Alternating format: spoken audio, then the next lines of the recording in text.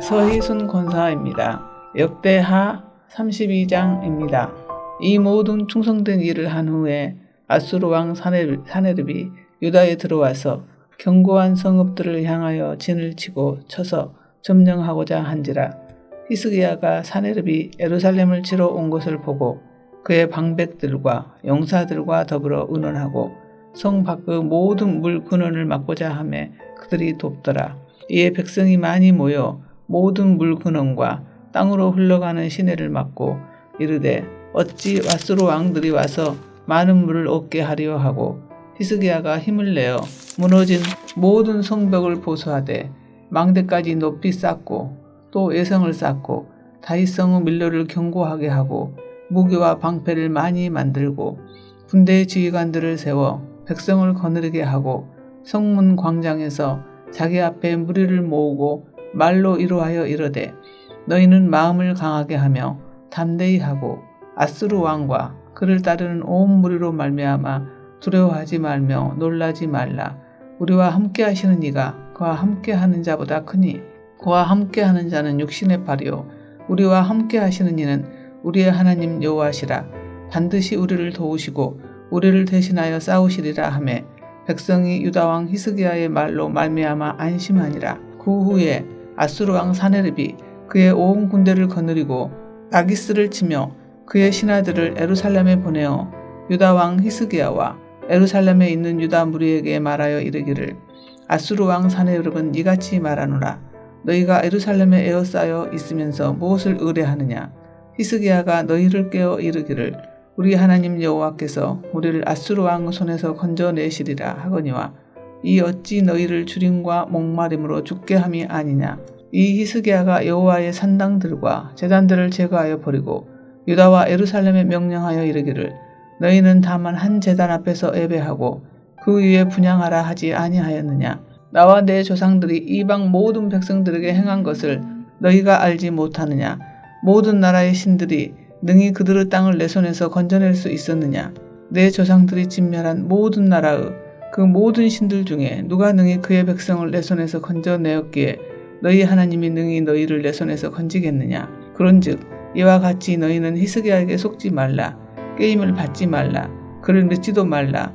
어떤 백성이나 어떤 나라의 신도 능히 자기의 백성을 나의 손과 나의 조상들의 손에서 건져내지 못하였나니 하물며 너희 하나님이 너희를 내 손에서 건져내겠느냐 하였더라.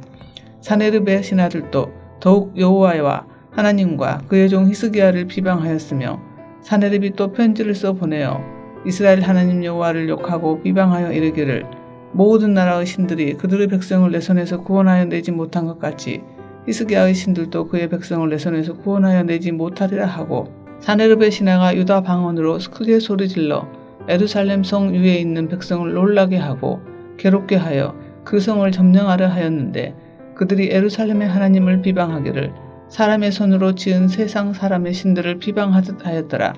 이러므로 히스기야 왕이 아모스의 아들 선지자 이사야와 더불어 하늘을 향하여 부르짖어 기도하였더니 여호와께서 한 천사를 보내어 아수르 왕의 진영에서 모든 큰 용사와 대장과 지휘관들을 멸하신지라.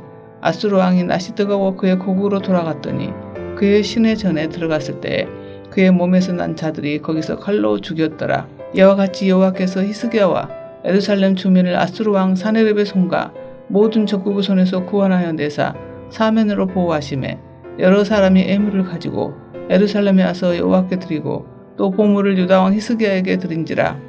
이후부터 히스기야가 모든 나라의 눈에 존귀하게 되었더라.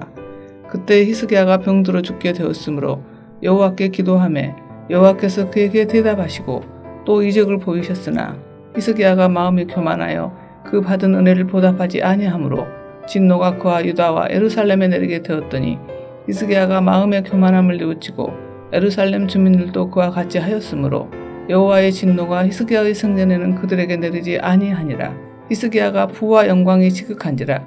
이에 은금과 보석과 향품과 방패와 온갖 보배로운 그릇들을 위하여 창고를 세우며 곡식과 새 포도주와 기름의 산물을 위하여 창고를 세우며 온갖 짐승의 요양간을 세우며 양떼 우리를 갖추며 양떼와 많은 소떼를 위하여 성읍들을 세웠으니 이는 하나님이 그에게 재산을 심히 많이 주셨음이며 또 히스기야가 또 기온 후 잇샘물을 막아 그 아래로부터 다윗 성 쪽으로 곱게 끌어들였으니 히스기야가 그의 모든 일에 형통하였더라. 그러나 바벨론 방백들이 히스기야에게 사신을 보내어 그 땅에서 나타난 이적을 물을 때에 하나님이 히스기야를 떠나시고 그의 심중에 있는 것을 다 알고자 하사 시험하셨더라. 히스기야의 남은 행적과 그의 모든 선한 일은 아모스의 아들 선지자 이사야의 묵시책과 유다와 이스라엘 열왕기에 기록되었더라. 히스기야가 그의 조상들과 함께 누움에 온 유다와 예루살렘 주민이 그를 다윗 자손의 묘실 중 높은 곳에 장사하여 그의 죽음에 그에게 경의를 표하였더라. 그의 아들 므낫세가 대신하여 왕이 되니라. 하늘에 계신 우리 아버지여, 이름이 거룩히 여김을 받으시오며 나라가 임하옵시며 뜻이 하늘에서 이룬 것 같이 땅에서도 이루어지이다. 오늘날 우리에게 일용할 양식을 주옵시고 우리가 우리에게 죄 지은 자를 사하여 준 것 같이 우리 죄를 사하여 주옵시고 우리를 시험에 들게 하지 마옵시고 다만 악에서 구하옵소서. 대개 나라와 권세와 영광이 아버지께 영원히 싸움나이다. 아멘.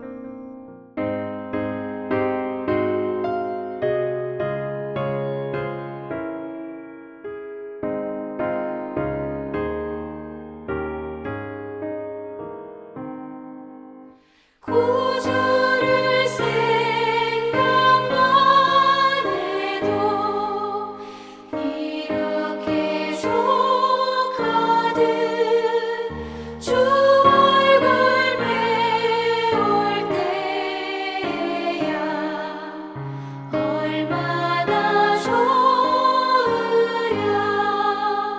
만민의 구주 귀하신 이름은 천지에 있는 이름 중 비할 데 없도다. 참 회개하는 자에게 소망이 되시고 찾는 자에게 기쁨이 되신다.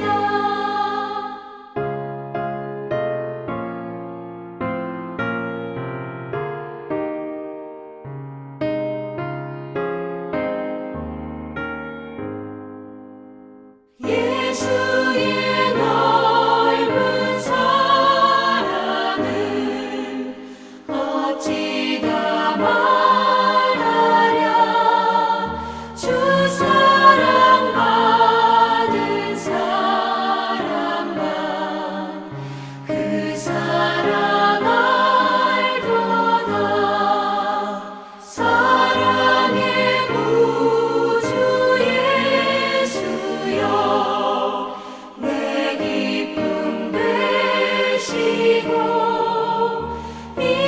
이제로부터 영원히 영광이 되소서. 아멘.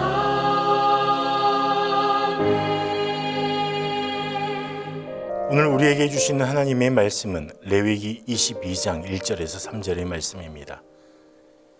여호와께서 모세에게 말씀하여 이르시되 아론과 그의 아들들에게 말하여 그들로 이스라엘 자손이 내게 드리는 그 성물에 대하여 스스로 구별하여 내 성물을 욕되게 함이 없게 하라. 나는 여호와이니라. 그들에게 이르라. 누구든지 내 자손 중에 대대로 그의 몸이 부정하면서도 이스라엘 자손이 구별하여 여호와께 드리는 성물에 가까이 하는 자는 내 앞에서 끊어지리라. 나는 여호와이니라. 아멘. 오늘 말씀의 전체 본문은 레위기 21장 16절에서 23절 그리고 22장 1절에서 9절 말씀입니다.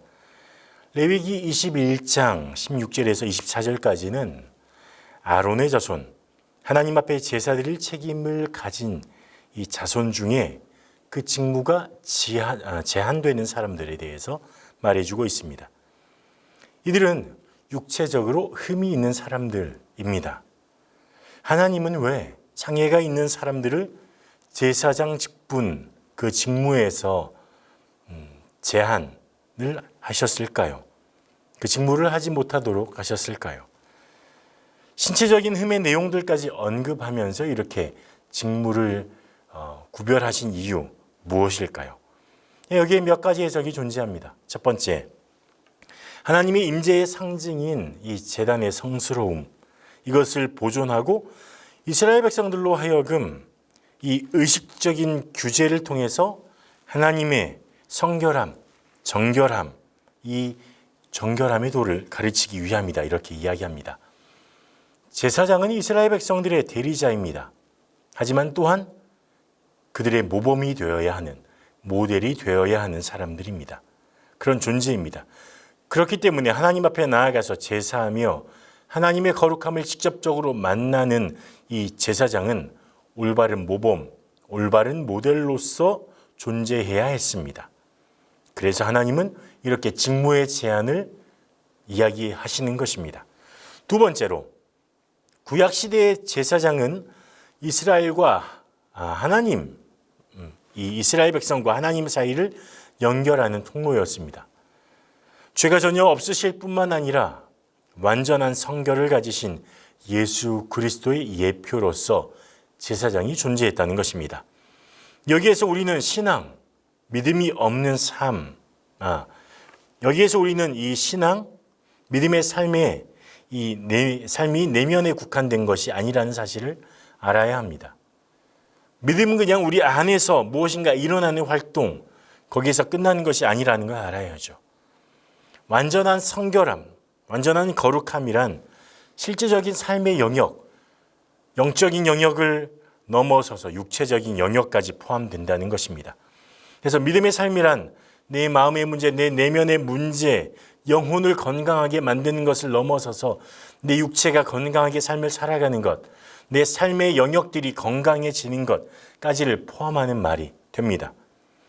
하나님은 제사장의 모습을 통해서 우리 육체도 하나님에게 속해 있으며 또 육체의 삶의 건강함을 유지하는 것 또한 믿음의 영역에 속해 있다는 것을 우리에게 말해주고 있습니다.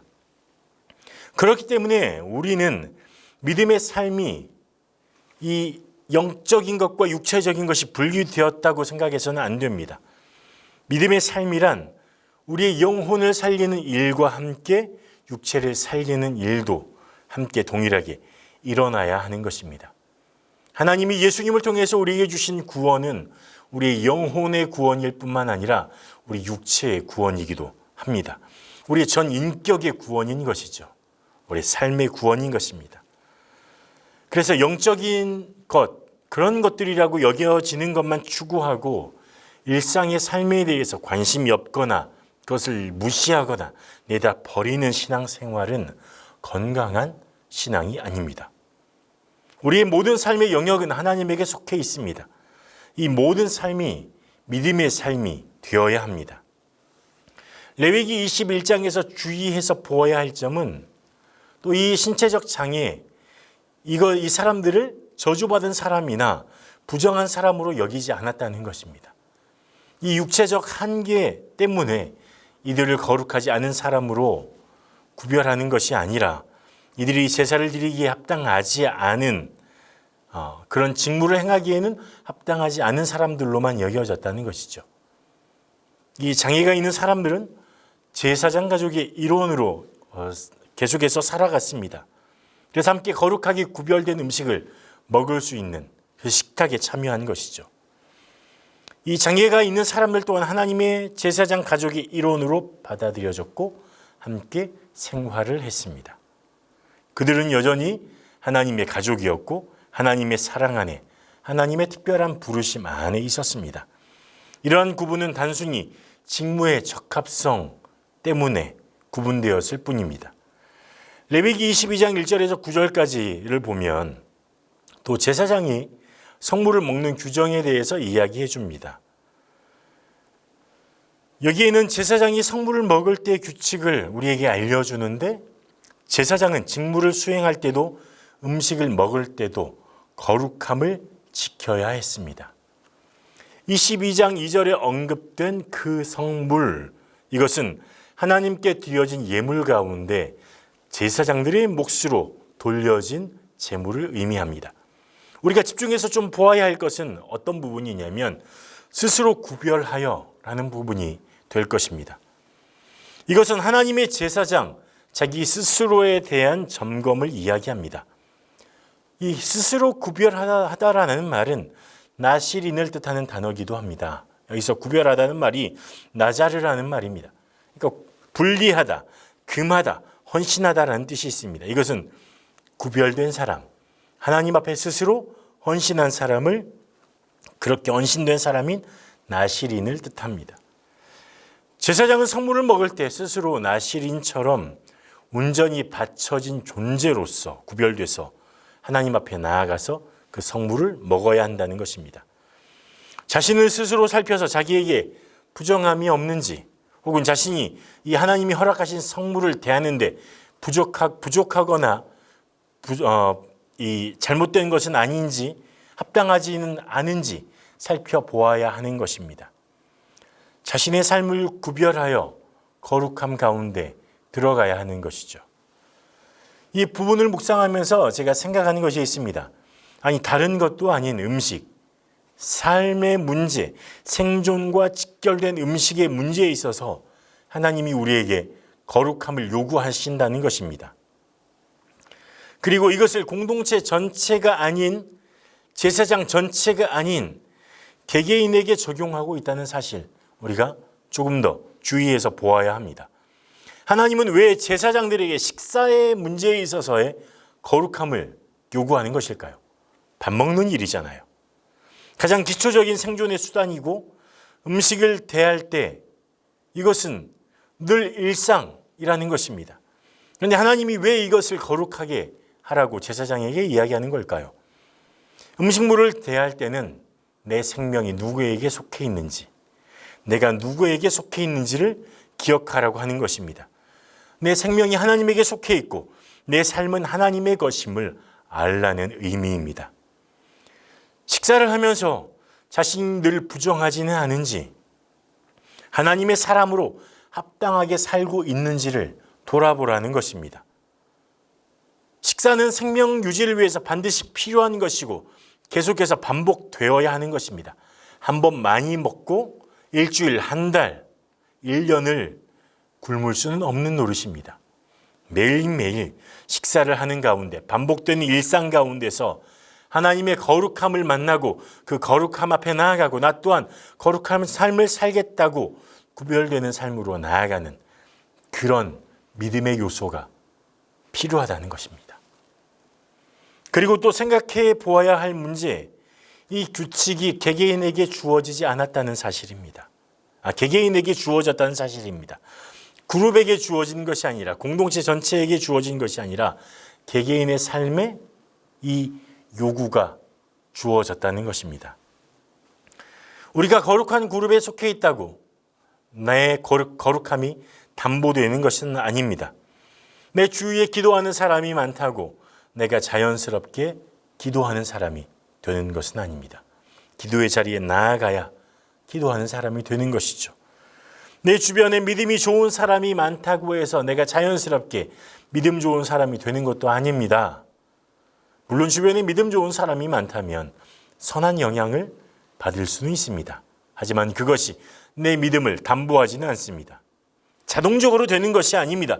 중요한 것은 스스로 하나님 앞에 설 만한 믿음으로 나아가는 것, 내 스스로를 돌아보아서 거룩함으로 나아가는 것, 내가 부정함을 멀리하고 정결함으로 하나님 앞에 나아가는 믿음의 소유자로 살아가는 것이 중요하다는 것입니다. 이것이 우리 각자 개인에게 주어진 하나님의 거룩함으로서의 부르심인 것입니다. 믿음은 형이상학적인 것이 아닙니다. 레위기를 통해서 하나님은 제사장들에게 요구하신 삶에 있어서의 거룩함은 실제적이고 실천적인 것이었습니다. 그리고 일상에서 하나님의 거룩함을 유지하도록 부름받았습니다. 우리 또한 마찬가지입니다. 스스로 돌아보고 스스로 구별할 능력을 갖추어야 합니다. 거룩함은 자동적으로 되는 것이 아닙니다. 하나님 앞에 노력하고 훈련되어야 하는 것이죠. 밴쿠버 기독교 세계관 대학원의 교수였던 양승훈 교수님의 칼럼 중에 이런 칼럼이 있었습니다. 한번 들어보세요. 자동차 서비스 회사에 근무하는 동생이 오랫동안 서울 본사에서 근무하다가 서울 인근 경기 고양시에 있는 회사 부품 창고로 자리를 옮긴 적이 있습니다. 가족을 떠나 지방으로 가는 것보다 나았지만 그래도 일종의 좌천인 셈이라 동생은 마음이 울적했습니다. 게다가 북적거리는 서울 본사와는 달리 고양시에 있는 창고는 그 건물은 큰데 근무자들은 얼마 되지 않아서 분위기가 썰렁했습니다. 그래서 기분도 달랠 겸 창고 옆에 오리를 키울 수 있는 작은 수영장을 만들었습니다. 그리고 퇴근하기 전에 청둥오리 한 마리를 사서 물에 넣어줬습니다. 그런데 다음날 아침 출근을 해보니 오리가 물통 속에서 죽어 있는 것이 아니겠습니까?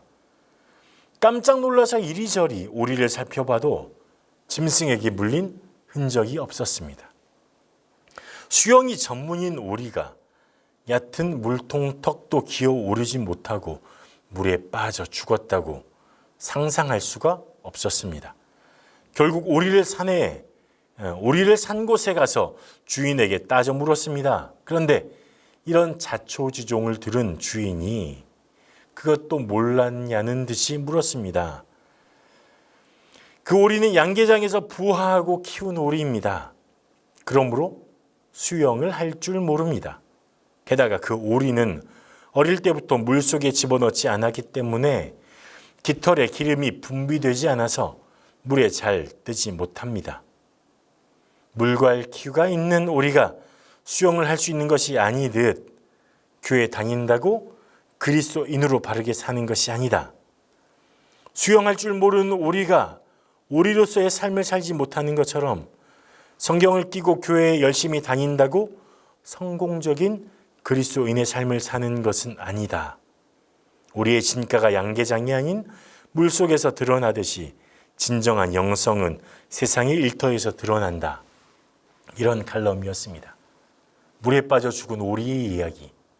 혹시 내가 이 오리처럼 정말로 그리스도의 능력을 갖추지 못한 그런 사람은 아닐까요?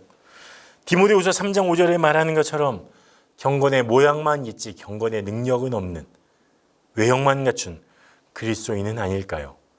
오늘 하나님은 제사장들에게 요청하는 것처럼 요구하는 것처럼 실제적인 삶에서의 경건의 능력을 거룩함을 요구하십니다. 하나님은 우리가 그렇게 살아야 한다고 말할 뿐만 아니라 그렇게 살 수 있다고 말씀하십니다. 왜냐하면 제사장들은 그렇게 살았기 때문이죠. 오늘 이 말씀을 대하는 모든 우리 동명의 가족들이 하나님 앞에서 날마다 내 삶이 하나님에게 속해 있음을 인정하고 내 생명이 주님의 것임을 인정하고 나를 돌아보아서 거룩하게 하는 하나님의 사람으로 서시기를 축복합니다. 기도하겠습니다. 하나님, 저는 연약하지만 하나님의 능력으로 거룩함으로 옷을 입혀주시고 성령의 능력으로 도우셔서 훈련하여 날마다 하나님 앞에서 구별된 삶을 살아갈 수 있는 믿음의 사람으로 자라갈 수 있도록 성장할 수 있도록 그렇게 내 일상이 하나님 앞에서 거룩해질 수 있도록 주님 도와주시옵소서. 예수님 이름으로 기도합니다. 아멘.